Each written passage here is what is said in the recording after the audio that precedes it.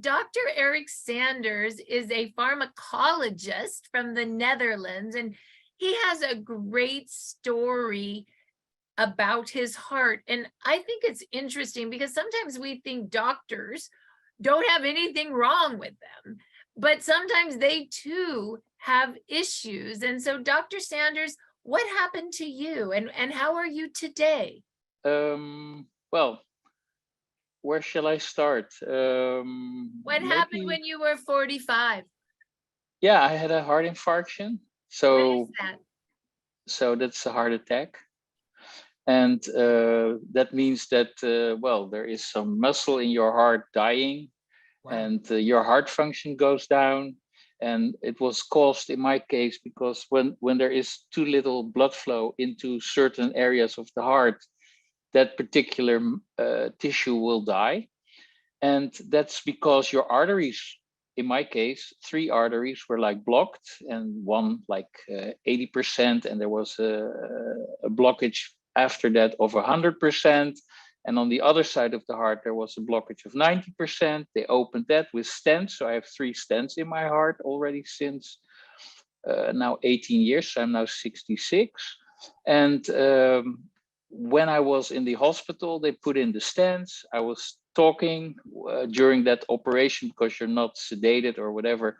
And the cardiologist, he told me I had the arteries of a 75-year-old. And that was because I had a little bit of a congenital issue with cholesterol. I didn't break cholesterol. I didn't metabolize it correctly. So my cholesterol levels were extremely high. I mean, extremely high, like 3, 4 times too high. Not like borderline too high, but really too high. And well, I didn't really know that because normally that skips a generation, this particular uh, disease. So my father didn't have it. My grandfather died at 47, exactly the age that I got my heart attack. But so I was stented, and I got the message that I had to take medication for the rest of my life. So long story short, after about 10 years, these medication caused serious side effects. At least I took them serious, like eczema on my skin. And I basically, after 10 years, I had to change all my medication every 6 to 9 months. So I switched between the statins that I was taking. I had another drug for high cholesterol. It's called izitamine. Izitamine. It's a cholesterol reuptake inhibitor. So you make cholesterol, the liver puts it in your intestines through a channel, let's put it that way. And within your intestines, the cholesterol is put back into your bloodstream. And the second drug, so the first drug prevents that you make cholesterol, the second prevents that you take it back up into your bloodstream. So I had both of those. I had to change them every 6 months. I had an ACE inhibitor, which made me not only cough, but also gave me, I think, other type of side effects, but basically on the skin. I had to change that every 6 months. So I was really not happy. And well, you introduced us to the stem cell patches. So thank you for that, Marcy, through my wife, I can say now. And well, I was very, you know that, I was not very open to it in the beginning. I had, well, I come from a very medical slash pharmaceutical background. So my father, he was a pharmacologist. He developed drugs for a profession. My mother is a medical doctor. So I was a little bit used to the concept of taking drugs when you're sick, ill, or however you want to call it. But after studying these patches and this type of, well, let's call it modality because we're probably not allowed to say therapy. But after studying this modality as a pharmacologist, I was really intrigued and surprised that I didn't hear about it before. So I started to put these patches on, and yeah, lo and behold, my side effects went away almost after a month completely. So I was really happy about that. So I thought, oh, this is a nice add-on. But I start feeling much better because this whole stem cell story is, of course, not only working for my heart, but it's working, or for my skin, it's working basically everywhere. So I improved in a lot of areas, and I thought at a certain moment, okay, let's talk with the cardiologist and get me off the drugs, or at least try to get me off the drugs. And well, I know the person. I went to school with him. He said, no, we're not going to do that. It's against all the guidelines. I cannot do that. I would not recommend it to any patient of mine. But he said, if you really insist, he knew my background. I was more into the pharmacology than he was, probably. He just followed guidelines. And I said, well, I believe this could be something beneficial to me. So let's try it. And after 3 months, something like that, I was able to wean off all my medication. And I'm off medication. I don't know how long ago did I start with the patches, 2.5 years. So I'm off all my medication. My blood panels are good, and I'm surprised because I have this congenital cholesterol thing. It's a very difficult name, but it's called dysbeta lipoproteinuria, meaning you're not breaking your cholesterol down. So, but what happens, and I learned that, of course, through the studies, that this X39 does not only activate your stem cells to that uh, tripeptide, the GHK copper. I'm sure Dr. Stacey will go into that, but it's also a gene modulator. And apparently, it also was able to change my gene expression for that particular cholesterol pathway.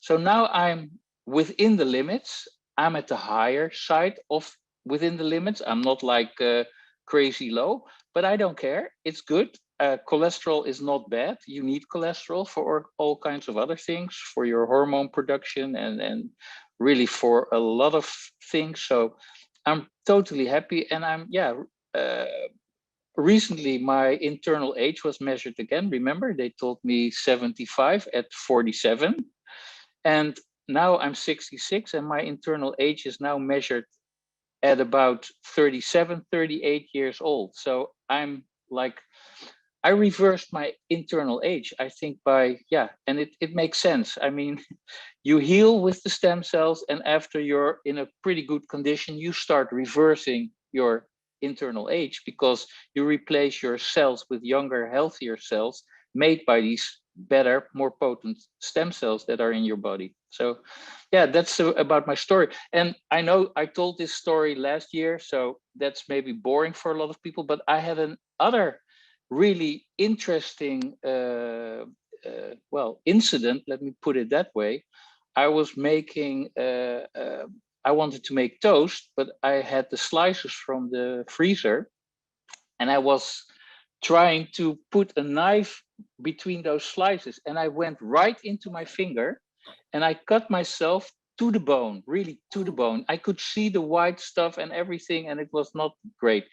But I just watched a lecture by Professor Arnold, and he's like the guru in stem cell biology and medical things.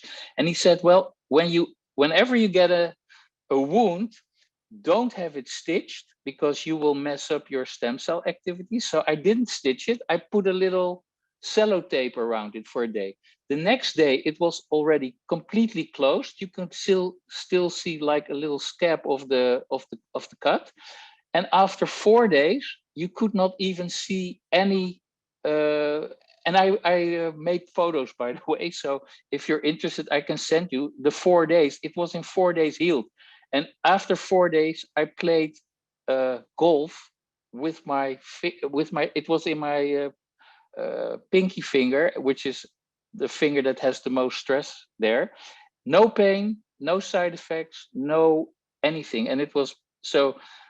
And I tell this story because that's what happens when you improve your stem cell activity. You will benefit in so much areas, and the GHK copper is really very well known for its wound healing capacities, and also not only on the outside but also on the inside. So if you have some internal issues going on that has to be healed because there are internal wounds, it will also help you heal it faster. So I became a real believer in this whole technology, which is elegant, no drugs, no nothing, no injections, stem cell related, which is, I think, well, probably the future of medicine.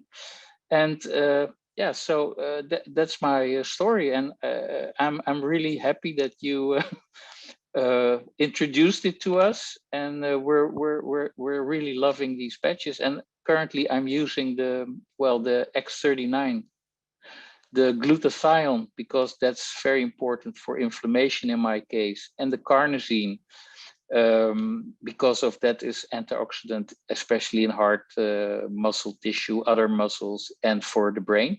But I starting to, because of the story of Charles and Darcel, I'm starting to switch over to the X49, because basically the carnosine and the X49 are similar.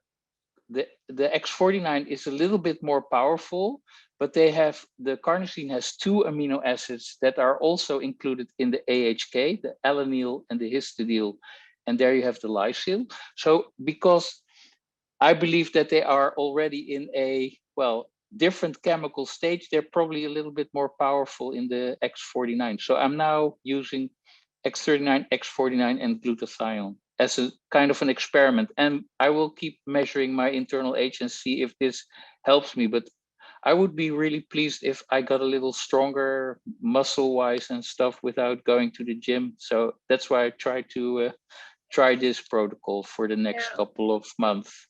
Thank you so much, doctor. What a wealth of information.